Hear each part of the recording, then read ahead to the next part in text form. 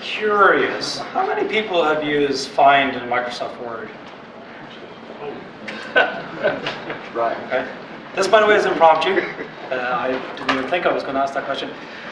Can you imagine using Find in your web content, using Control F across thousands of pages? It's kind of hard, isn't it? Who's doing that? Who's done a brand refresh? Anyone needing to change a brand name across your content? Some people? No? Right. So I'm here to talk about the biggest issue that drove us to create some products that help identify risk in content, and it happens to be very useful when you've got lots of it, which I suspect most people in this room have. We are Visible Threat Clarity Grader.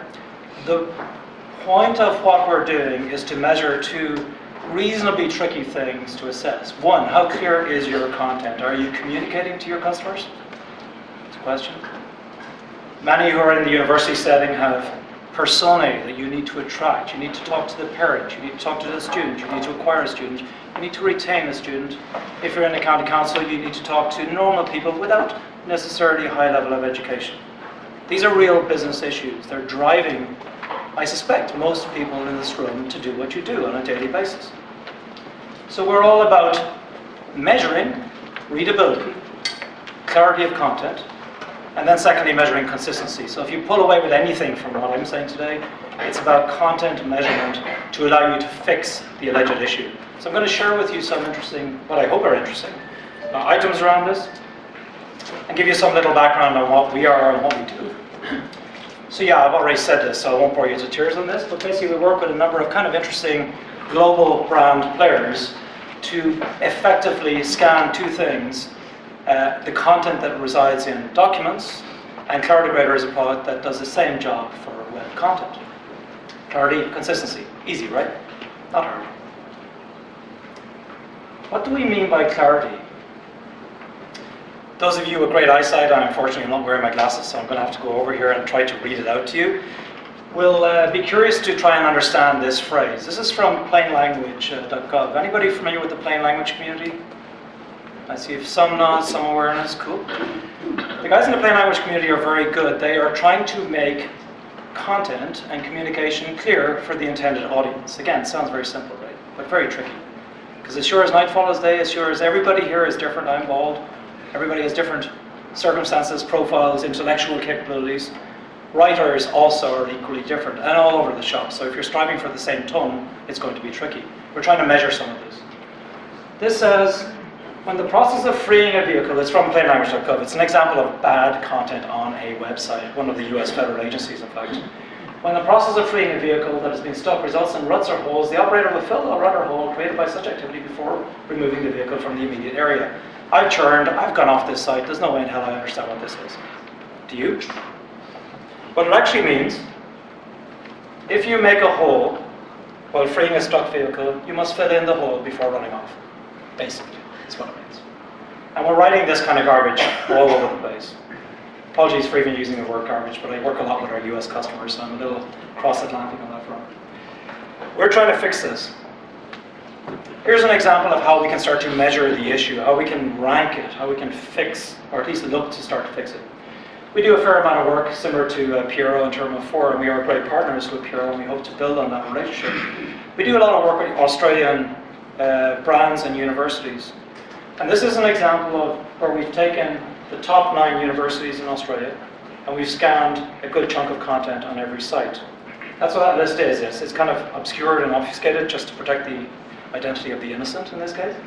And you can see on the right-hand side there's a number of stats, and I've blown up the basic stat on the worst performing site to show you that before we're even getting going, the readability level as characterized by the Flesh Reading Ease Index.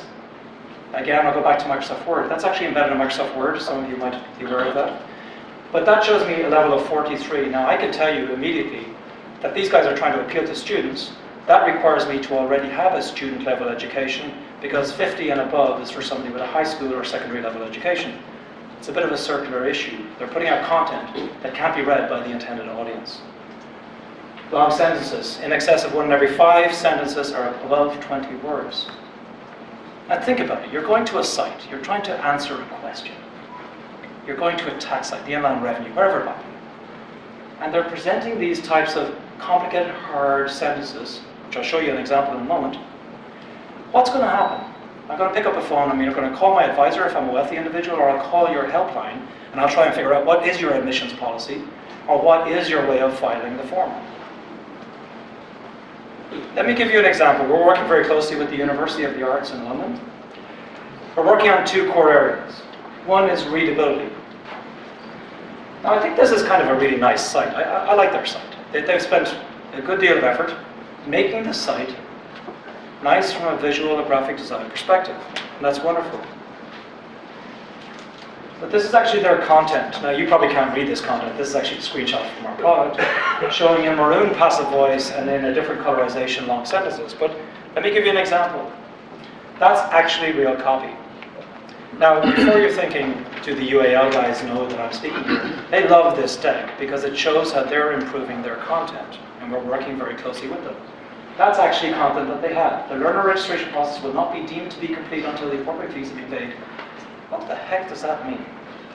Now, a number of weeks ago I was presenting in Boston. In fact, I cranked this deck the night before I did the presentation. So that was live as a couple of weeks ago. And I took a quick stab in my simplistic little way. I'm not great at writing, but that was my stab. To register, you must pay appropriate fees. Right? That's what's actually out live on the site, and that's the actual answer. Or at least my answer. Why would you care about quality or clarity on your site? A number of reasons. Time after time after time, it's been shown, which is in itself a passive construct. The academics, the students who study this have shown us that people scan on the web. In other words, they skim. You're looking for an objective to fulfill, you're looking for a task to complete, and you scan. So you're not going to read and engage with that content. The web is different from a newspaper, it's different from a brochure, it's different from that kind of print collateral. It needs to be scannable. You use tricks like bold, you use tricks like headings, and the words are really important here. So you're always looking for information, so you need to care about what is the information that would likely be searched for. Approachable language builds trust. If I neutralize my passive voice, if I go away from the kind of yes minister, yes prime minister vernacular of, and those of you who are old enough to remember that program will know what I'm talking about, but this political speak, you know, mistakes were made. Who the heck made mistakes? That's passive, by the way. Mistakes were made. Mistakes, verb made, acting on. No attribution, no dialogue, no me, you dialogue. Digital content 101 and digital relations in this day and age of non-broadcast communication is all about a dialogue, a communication between me, the brand, and you, either my consumer or potential consumer. Consistency. This is a second plank of what we talk about in terms of readability and the value of the content analysis that we certainly do as a company. I'll share with you a little bit more about the University of the Arts in London. I'll keep an eye on the time. I think I'm doing okay. Again, same site, very nice. Very nice aesthetically. They've really done a great job. They're using Termo 4 for their CMS paper. This is what we refer to as a dictionary, and it's a dictionary of bad stuff, stuff that you really don't want to see on your content. And where did it come out of? What's bad about it? These are all previous brand names that the various affiliated colleges used to use on their various affiliated sites. And now they're trying to unify the brand to call it University of the Arts London. That's the official brand. So let me pause. Is anybody kind of struggling under this weight of having to make sure your brand is consistently represented? Even your brand name? One, two, very few. So some nods, and maybe some people not brave enough to raise their hands or whatever, but who knows? This is an example of just one usage of a dictionary to eliminate quote-unquote bad language. Overly legalese language could be in here. Language that damages your understanding could be in here. I had a conversation this morning with somebody who dropped by our stand outside. And by the way, I should suggest that if you're interested in a free scan, we'd be delighted to do so. And please do come up to us and just give us your name and we'll run a quick scan on your site to see what we pick up from a clear language standpoint. It's always kind of fun and interesting and instant gratification. So we'll show you big yellows and hopefully greens on your site. But in any case, I had a chat where basically the problem was not the brand, it was course program, particularly those in a higher ed scenario, right? You all probably struggle with this thing. And I think if the memory serves, it was course program and study of something or other. There was a phrase that they were using. I don't know if anybody, whoever was chatting with me might remember that example. But in any case, the problem was that there was two interchangeable terms for a course. And in fact, you go deeper than that and you get the course name itself. It changes overnight. How do you ensure that it's going to be reflected consistently throughout your content? Same way with an offering that you're making. Let's say you're a council. You've got something like bin charges. How do you make sure that that's being consistently represented across your content? You don't, without some form of dictionary check. This dictionary is then applied. The top left here, just to make sense of it, is 3 different sub-scans of that site. We looked at the international section.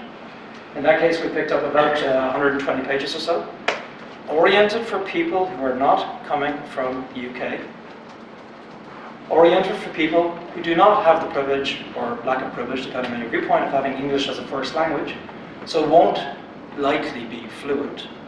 And that's why we're looking at that. And it's a very important driver for these guys because it's driving a lot of high-value custom.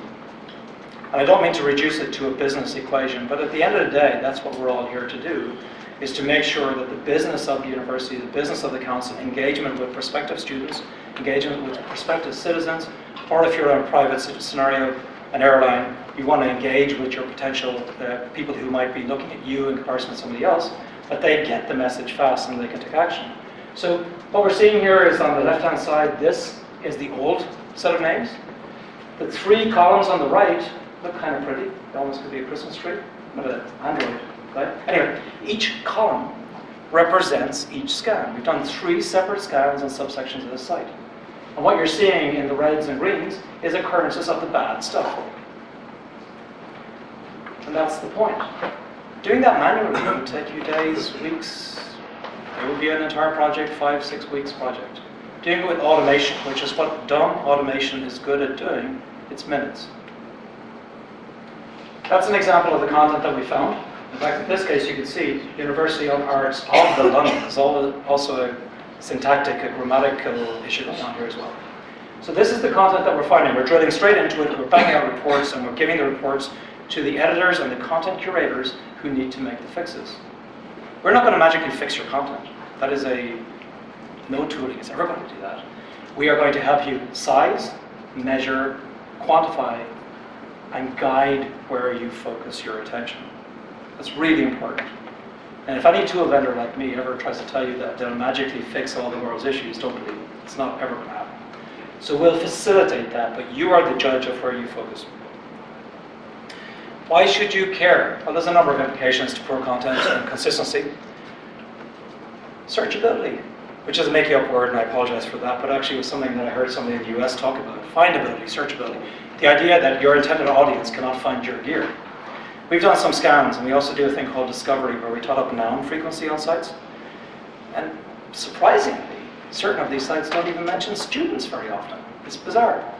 If I'm searching for a student course or kind of student activity, I would expect to be, finding content that's relevant to that. Now, Google do a fantastic job of using natural language analysis these days with the latest issues of Google. It's much better at actually approximating and making the searches relevant. But if the simple word student is not on your site enough, or certain terms are not there, you're not going to actually get found by your desired audience. So that's a real issue. They may be confused. If you're talking about program or course, what is it? Is it a syllabus? Curriculum? Is the course name out of date? Have you gone and checked it out? In the corporate world, your chancellor, in the university world, your chancellor is left.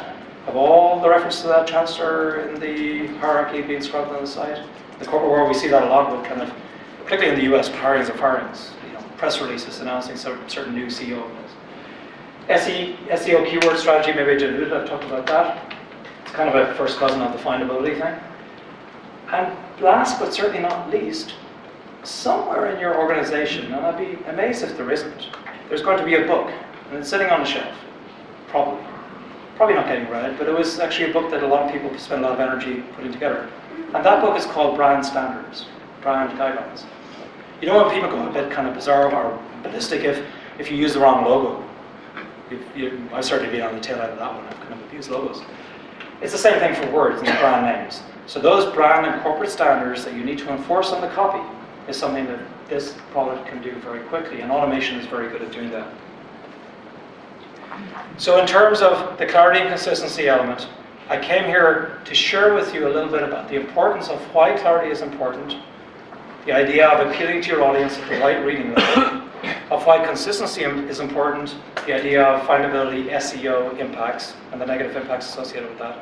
And I hope you found what I had to share interesting, and I'd be delighted to talk to you if you want to come to our stand afterwards. And some of my colleagues are here as well. And we can run a free scan if you wish, just let us know and we'll be happy to do so. So with that, I'll hand it back to David.